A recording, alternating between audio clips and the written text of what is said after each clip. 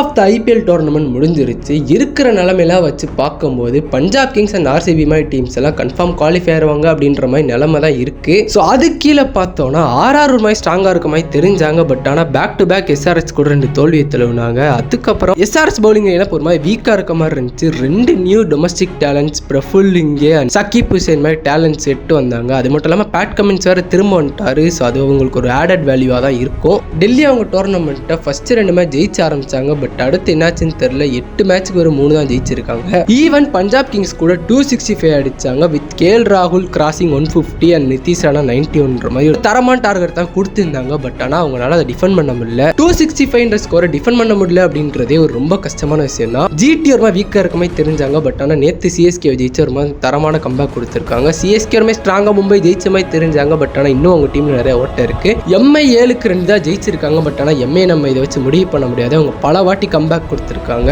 KKR 8க்கு 2 தான் ஜெயிச்சிருக்காங்க. அவங்களையும் நம்ம மிஸ்ஜட்ஜ் பண்ண முடியாது. ஏன்னா அவங்களும் பல முறை கம்பேக் கொடுத்துருக்காங்க. எல்எஸ்டி அவங்க இருக்கிற டீம்லேயே பேட்டிங் ஆர்டர் எதுக்கு மாத்துறாங்கன்னு தான் சொல்லிட்டு தெரியல. எல்எஸ்டி டேபிளில் கீழே தான் இருக்காங்க. இப்போ இருக்க சுச்சுவேஷன் வச்சு கூட நம்ம எந்த டீம் டாப் 4ல முடிக்க போகுதுன்னு சொல்லி நம்ம சொல்ல முடியாது. ஏன்னா ஃபர்ஸ்ட் ஹாஃப் ஃபுல்லாக டேபிள் டாப்பராக இருந்துட்டு அதுக்கப்புறம் டாப் 4ல கூட குவாலிஃபை ஆகாத பல டீம்ஸ் நம்ம பார்த்துருக்கோம். அதே மாதிரி ஃபர்ஸ்ட் ஹாஃப் ஃபுல்லாக அடி வாங்கிட்டு அதுக்கப்புறம் தரமான கம்பேக் கொடுத்த பல டீமையும் நம்ம பார்த்துருக்கோம். ஸோ நம்ம இது வரைக்கும் நடந்த வச்சே நம்ம ஜட்ஜ் பண்ண முடியாது. ஸோ நீங்கள் கமெண்ட் செக்ஷனில் ட்ராப் பண்ணுங்கள் எந்தெந்த டாப் 4 டீம் குவாலிஃபை ஆக போகுது அப்படின்னு சொல்லிட்டு உங்கள் ஒப்பீனியனை. நானும் என் ஒப்பீனியனை நெக்ஸ்ட் வீடியோவில் கொடுக்குறேன். Thank you guys.